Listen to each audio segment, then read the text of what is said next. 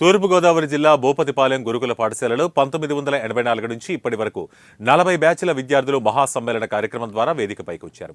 ఇక్కడే చదువుకుని ఉన్నత ఉద్యోగాల్లో స్థిరపడిన ఇంజనీర్లు, డాక్టర్లు, ఉపాధ్యాయులు తమ స్నేహితులతో సరదాగా గడిపారు. భూపతిపాలెం గురుకుల పాఠశాల ప్రిన్సిపల్ బి రవి అధ్యక్షతన జరిగిన ఈ మహాసమ్మేళనానికి పూర్వ విద్యార్థులతో పాటు స్థానిక ఎమ్మెల్యే, తిరుపతి దేవస్థానం పాలక మండలి సభ్యులు జ్యోతుల నెహ్రూ, జిల్లా ఎస్పీ నరసింహ కిషోర్లు ముఖ్య అతిథులుగా హాజరై వారి అనుభవాలను పంచుకున్నారు.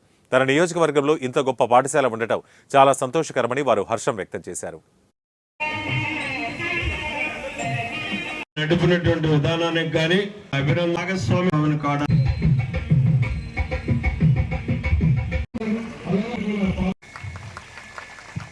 కంగ్రాచులేషన్స్ ఉదయ్ చక్రవర్తి.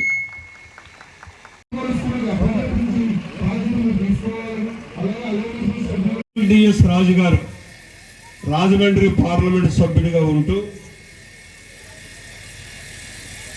ఇక్కడ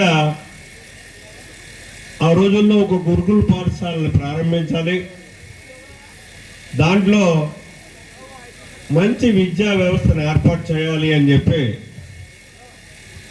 ఈ చుట్టుపక్కల ఉన్నటువంటి రైతాంగాన్ని సమీకరించి ఇవాళ చంద్రబాబు నాయుడు గారు రాజధాని కోసం ల్యాండ్ పూలింగ్ చేస్తే ఎప్పుడో ఆ రోజుల్లోనే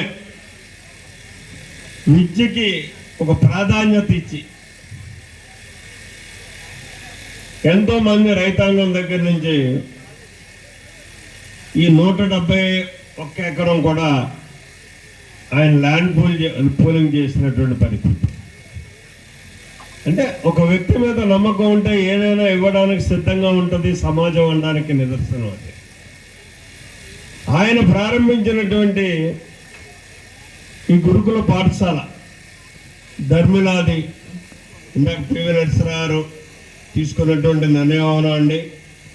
1983లో ఎన్టీఆర్ ప్రభుత్వం వచ్చిన తర్వాత మరింత మెరుగులు దిద్ది ఈ గురుకుల పాఠశాలని మంచి ఉన్నతమైనటువంటి స్థాయికి తీసుకెళ్ళినటువంటి పరిస్థితి. ఎంతోమంది ఇక్కడ చదువుకు దూరంగా ఉండే పరిస్థితుల్లో ఉన్నటువంటి ప్రతి ఒక్క సామాన్యుడు కూడా చదువుకోవడానికి అవకాశం కల్పించింది రాష్ట్ర వ్యాప్తంగా మనకి. అయితే నా ఆలోచన కానీ నా తపన కానీ ఒకటే,